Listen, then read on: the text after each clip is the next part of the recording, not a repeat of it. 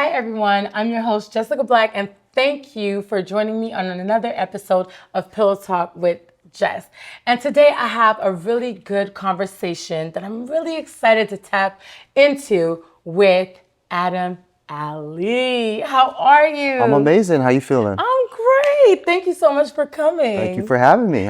Yes. I'm excited. First of all, I want to say that I follow you online, and I absolutely love the content that you do with you and your kids. Like, they're just so cute. Oh, thank you so much. They're so adorable. So that's what I wanted to talk to you about a little bit today, like parenthood and how important it is to like be present in your kid's life, although, you're not with their mother or whatnot, right? So I want to tap into that a little bit. Sure thing. Let's do it. Okay, good.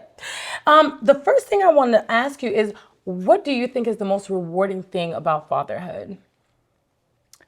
I recently talked about that, and my response would be, is you get to vicariously live through your kids and essentially have a second childhood, right? And get to feel the emotions of a 5-year-old, the 8-year-old, the 10-year-old all over again, and in a more conscious state. Right. So I would just say just the ability to have that second childhood is very rewarding. And just trying to instill these values and seeing them practice them. And I think as a man, it's very fulfilling to be able to provide and, and that brings you a sense of fulfillment. Yeah, I love that, because having our children, you're right, you live vicarious through them, right? Yeah. Like, there's certain things that we want to offer our children that we may not have had. And I feel like I could just relive my whole childhood. Like right now, there's so many tech stuff that I didn't have growing up or whatnot. So just seeing their joy, I think, is just amazing. So what are some of the challenges that you've faced though? A challenge, I would say, is just seeing very little differences every time they come back from being in the next household. It could be a challenge just trying to maybe tame them a little bit, or they have things that they got going on the other side. I would say could be a challenge. And how do you navigate that? Because I've heard that quite a few times. I have a few, friends that do have, joint, right? Yeah. So a week on, a week off. And sometimes when they are in that other household, it feels like you have to retrain them all over again, especially when it's younger kids, right? Yeah. So how do you navigate that? I think it's important that if it's split or whatever the routine is, that you honor that routine and you keep that routine going, and not allow it to continuously prolong. And they'll start to get a gist of, we need to operate accordingly when they come back to the house, because they're used to that. Yes. But once you start stretching it, and life happens, but do your best to really honor the time. Yeah. And how's co-parenting going? Like, how is that? Like, because it can be challenging for some people as well, but sometimes, it could be really great. I know both scenarios. I have some people that don't talk to the person at all, so it communicates through the kids, and then others where it's like, hey, you know what? We're all invited to the cookout. So where do you find that happy medium in the co-parenting situation? I think the way it's going is going good in terms of there's a line of communication when it comes pertaining to the kids. Yeah. In the beginning, because the emotions were involved, the other side wanted to only communicate via email and just, being kind of assholes. But, naturally things came back to just that line of communication, and it's about the kiddos. And how did you get that? Because I know people that it's been years and they still communicate just by email or through the kids, right? I still texted. I'm not sending no emails about where's Aya's shoes. I'm not sending emails about that. So you said, you know what? I don't care what you have going on over there. I'm communicating with you directly. Yeah, pertaining to the kids. To the kids, yes, of course. Okay, you know what? I like that. And you realize, because sometimes you try to have these guardrails that are just mechanism to protect yourself. So I remember even I wanted to just tell her, communicate with me only through my assistant. It sounds cool, right? Like it just sounds kind of cool, but yes. eventually it's just like Yeah, I we gotta get get it. back to we gotta get back to life. Right, because you Yeah. have a long time to communicate with this person, right? Yeah, Until your right. kids are like at least 18. So Exactly. that's a long fit of emails at 18. Like, I'm just saying. So, okay, no, that's great. And so when you introduce someone new, what do you take in consideration, right? Like, yeah. Yeah. I would say I just really gotta like the person. Okay. I think it's not about the time Okay. that has been that me and her have spent. It just, do I really like this person? Does this person exude a certain type of energy that will resonate with my kids? Is she motherly? But at the end of the day, is you'll know if you just like this person, Okay. and they'll naturally be just. It'll just naturally become that. Yeah. And It doesn't become such a forced thing, calculated, strategic. It's just natural. And is there such thing as introducing someone too soon? It can be, depending on the situation. If it's so subjective. Yeah. It's so subjective. But you just gotta like the person. I get it. And when you're dating, right? So I'm a single mom, right? And when you're dating, do you date with the thought of, oh, I think my kids are gonna like this person, or are you just like, I like this person? Them kids can be over there. You know what I'm saying? Like, we're always gonna, of course, there are kids. Yeah. But do you date with the thought of, oh, I think my kids would get along with this person, or does that not matter? And it's just how you feel. No, absolutely. Every person that I've been in a situation with, that was the deciding factor, actually. Okay. Whether I felt like they could resonate with my kids. And even if they were a parent, sometimes, so for example, I was in a situation where I felt like the woman was way too alpha. Okay. She's raising a son by herself. Yeah. So she just never exuded an energy that I felt that would be welcoming to my daughters. Oh. Right? And it definitely played a factor. And 2 years had went by. Oh, wow. Well, a year and a half, Okay. really. And I still felt like, you know what? It's just not meshing. Like, she doesn't give me the motherly vibes specifically for my daughters. For your daughters, yes. Because you have 2 daughters and 1 son. Yes. Right? So it is important for Correct. her to be able to nurture that as well. So you said it was 2 years. Was that person introduced to your children? Yeah. Okay. Yeah, but who she was still didn't really resonate with my kids. I get it. I get it. And again, so, I'm dating. Yeah. What if your kids say, I don't like this person? What do you do? Like, what would be your advice, like, to someone that the kids really don't like the person, but you really like them? Like, they really have a good, kind heart. Like, how do you navigate that? I don't know if you've ever been in a situation like that, but what would you give? Yeah, as I an think advice to kids, like, why? What would be the issue? Like, I would try to like, what is it? And collect information from my kids, because they have an antenna that maybe I'm missing, right? So just what do the lawyers say? Discovery, like just going Discovery, you go in discovery mode. exactly with the Yes. kiddos. And yeah, just try to get to the bottom of it. Maybe I'm missing things, but I've never been in a situation like that at all. Yeah, but just going into discovery through the kids, I would say something I would do. I like that. And at what point, after you left your, your relationship, and that you were separated, you were a dad for, single dad for a little bit, that you're like, you know what, now it's time. Like at that, when do you know now it's time, and how do you balance the two? Now it's time to get back to dating, or Yeah. Because I know some people, they're like, oh, well, it's a free for all. Now, bye, I'm out the house, I'm gone, and they get right into it. But the thing is, the kids don't even fully understand. yeah. That. Yeah, I was very selective or careful in just focusing on my journey in healing, doing the self work, and that was like a year and a half where I didn't even communicate really with any with any intentions of dating anyone. But I just focused on the healing and just doing the self work. And what did your healing journey look like? It just working out, spending a lot of time by myself. Okay. And not having external noise. I really try to counsel with myself and not just try to hear noise from everyone. So even when I made my decisions about ending my marriage, it was really much about like just counseling and what really is, and just going back to the red flags and identifying red flags. And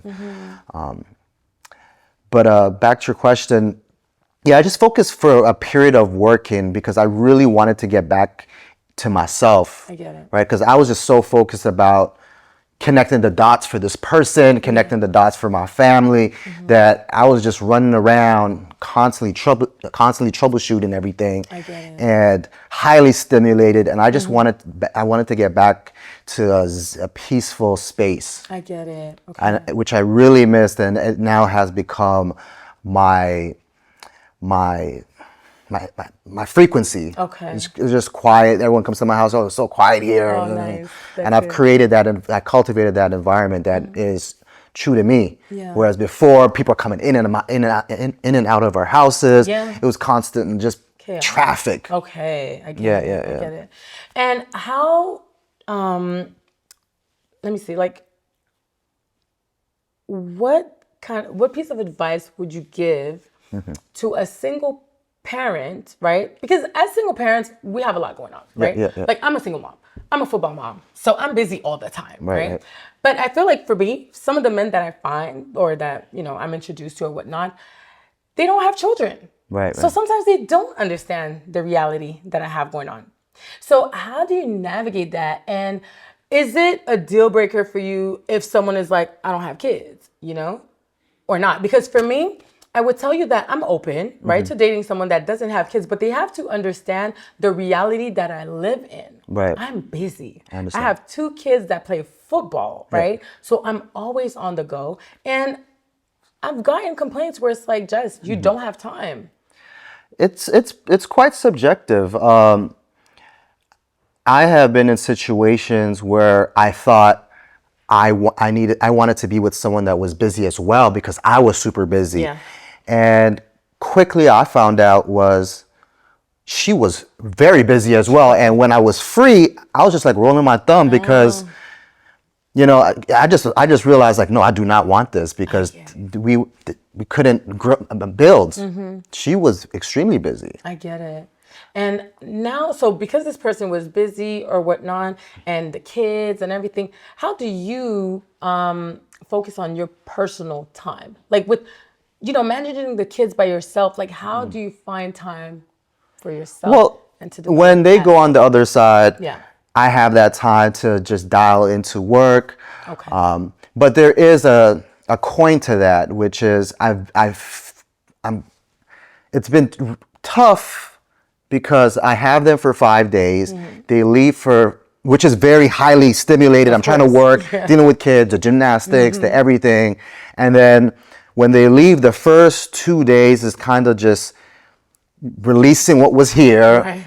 The third day is back to the hustle. The 4th day is priming myself for when they're coming back, and the 5th day they're back. They're back. Yeah, that's Right. it. So I just kind of been like in this cycle for 2 years where I still feel highly stimulated, but it goes back to just, it's a privilege to be able to provide. They bring me fulfillment, and you're gonna have all types of emotions, and that's just the human experience, and you got to be able to just deal with that and stay upbeat, stay enthusiastic in the process, pour in, and you just got to find that fine line, that balance of trying to commit to you, commit to them, and find the silver lining. And Yeah. And what are some things that you wish more people understood about single fatherhood? Or maybe something that people don't understand, right? Like, maybe how challenging it is, or maybe a misconception, right? Like, I would think a misconception is when them kids ain't there, it's a party town, you know what I'm saying? But is that a misconception? Like, what are some things that you think people necessarily don't understand about being a single dad? Um,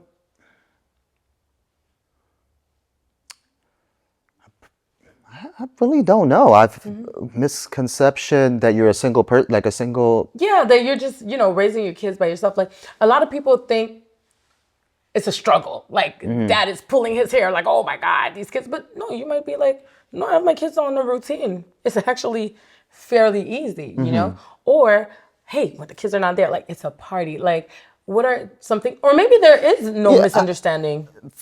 something that comes to my mind is that a lot of people might think that there's tension with the kid's mom, right? Or yeah, there's drama, there's beef, but that's not necessarily the situation, because there has been some work, there's been some agreements, there's a system going on here. Right. It's not just all chaos. I'm very much a system type of person. Okay. I'm all about creating processes that work, very organized. So yeah, it really depends on the person. It can be highly stimulating and crazy, or it could be organized chaos. It really depends. Very subjective. Yeah, no, I like that. And how has this experience changed your perspective on life and like your goals for the future now? The experience of being a single father. Yeah, Um, it I'm just showing up every day. I'm just showing up every day, enthusiastic, yeah, and finding fulfillment. Half of the problems we face as men is fulfillment, I feel. Okay. And sometimes we do the work, but it doesn't bring us fulfillment. We're just getting by in all areas of life.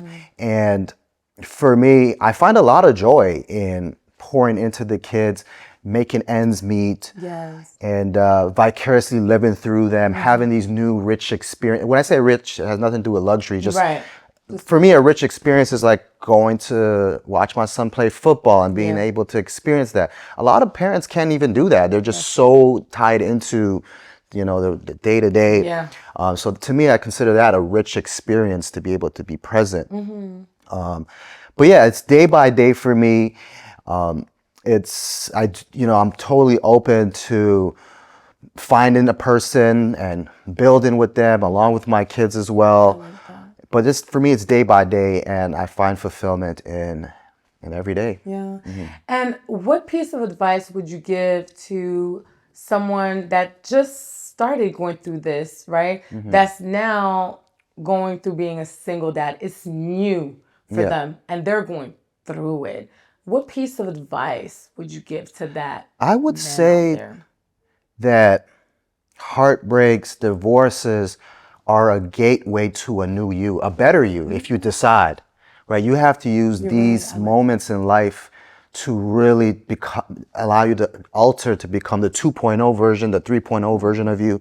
So these are gateways to, like I've told my ex, thank you. You're like, you literally pushed me to my awakening, I believe that. Yeah. right? Your job is done here. Yeah. So you use these heartbreaks, the divorces, whatever it is, any type of crisis can become a gateway to a better you. You're right. You have to decide that. Yeah. It's either going to disable you or it's going to turn you up. Right. And I believe that. I think that's a really good piece of advice because, me going through my divorce and my heartbreak or whatnot, for a long time, I was like, who am I without this person? Yeah, right. yeah.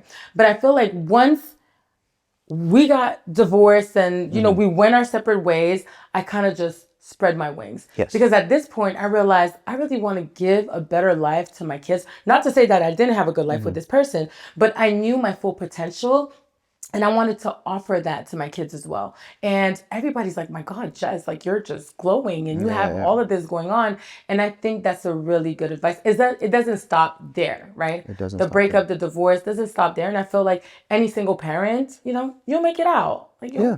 you'll make that out. Before we get into the pillow confessions, I want to know what's the funniest thing your children has done? Each one of them. What's the funniest thing? Funniest. Because they are characters. They have personality. Very much so. My son just has a curiosity. He's in a curiosity phase right now where he'll just blur out a question. I remember one of my neighbors coming to dropping them off or something, and he just looks at us like, "Is that a weave you have on?" Oh, what? I'm like, "That is like, why are you even asking that?" You 7-year-old, why are you Oh asking? my God. But it's like he's learning. He sees maybe his mom wearing weaves and stuff, so he's Yes. just like randomly asking. Yeah, that's so funny. That would have cracked me up as well. Yeah, I was just like looking at her like Like, sorry. But kids say the darndest things. they do. And the truth come out of their mouth. So she probably did have a weave. Oh Hopefully it was a yeah, good one. she did. I'm sure. All right, so let's get into the pillow confessions. Okay. So we have this segment on the show called Pillow Confessions. Mm-hmm. And I have different questions. So this might not be about fatherhood, Sure, let's do okay? it. But I don't know what's going to come out of here. So let's see. You pick a question. You can read it or I can read it, as you wish. You can read it. Okay. All right. What's the most eye-opening thing you've learned about yourself after a relationship ended? Eye-opening. Yeah. That I could be very, very on code, and that could be a detrimental to myself. Sometimes you try to stand on business, you have all the facts, the truth, but it's the reality is there are emotions, people are not perfect. Right. There are tones on how you say things. So I could be very on code and on stand on business, but it could be aggressive. It could be in a manner that is hurtful. Okay. And did you change? So you learned that about yourself. So did you change it for your next relationship? Yeah, you have to be able to also look at the positives, because people are not perfect. I'm not perfect.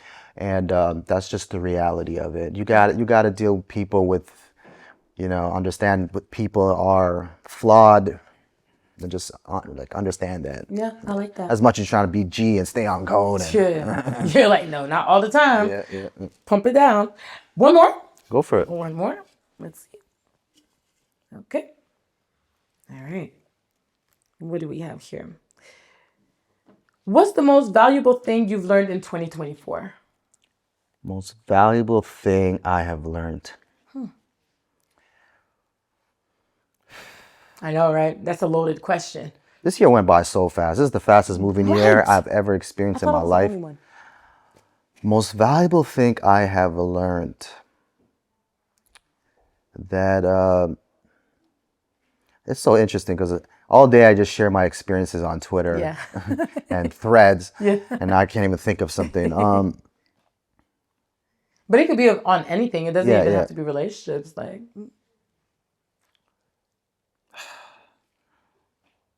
it's such a vague. I know. What's it? Valuable? You said valuable? Yeah. And I think it's about yourself, right? So, for me, that I would say that a lot of the emotions that we have is a coin, and there's another side to it. So, for example, worrying. We love to worry, but with worrying, you can allow it to either disable you, or propel you to action. Okay. You have to just be able to look at every emotion and understand the other side to it. I get it. Right? If there's a regret, it's not don't regret to be sad. Regret it so you can learn the lesson and move on. Yes. So a lot of the emotions we have, there's value in it. Right. I like that. Yeah, I would say. No, I like that. And it's very important what you said. I think for me, the most valuable thing is it's okay to say no. Okay. It's okay to say no. Of course. Because, you know, it's like, again, I'm a mom, I'm doing this, I'm doing that. And, Yeah. hey, can you come to the cookout? No. Yeah. Can you do that? No, right? But as you said, the worrying part, we have to give each other grace. We Yep. have to give ourselves grace. And I think that that's very valuable. So that's one of the valuable things I've learned in 2024 too. Thanks to you, Adam. Adam, it was a great conversation. Oh, my Thank pleasure. Thanks you for having me. so much for coming. Let the public know where can they find you. Yeah, you can find me on social media. Handle is Adam Won't Lose. YouTube is Everyday Hustle. My brand is called Everyday Hustle. Got some beard oil products that you can check out on Walmart and Amazon. And thank you so much for having me on Pillow Talk. Yes, it was a pleasure. Well, thank you everyone for joining us on another episode of Pillow Talk with Jess. And again, I want to thank our amazing sponsor, Made in Beauty, for these nice pajama sets that I've been wearing all season, and also Dream Aesthetics. Don't forget to follow us on YouTube. So subscribe, right? On YouTube, and follow me on Instagram and Pillow Talk on Instagram at Jess Black and Pillow Talk with Jess. That's a wrap, y'all.